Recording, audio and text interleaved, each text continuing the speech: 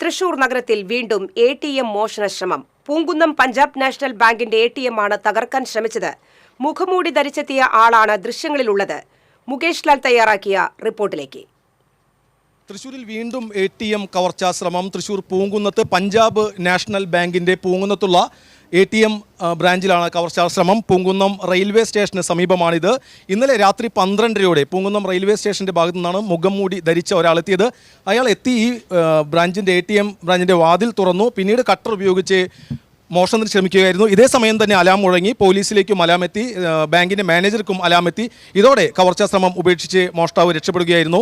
ബാങ്കിലെ ജീവനക്കാരി കൂടിയായ ശോഭന. അല്ലേ, എന്താണ് സംഭവിച്ചത്? രാത്രി ഒരു 12:30 ഒരാൾ സ്റ്റേഷൻ ഭാഗത്തു നിന്ന് വന്ന് ഉള്ളിൽ കയറി ATM-ൽ ലോക്ക് പൊളിച്ചു. അപ്പോഴേക്കും അയാൾ കട്ടർ എടുത്തിട്ട് മുറിക്കാൻ നോക്കുമ്പോഴേക്കും അലാം വന്നതോടുകൂടി ആൾ പോയി.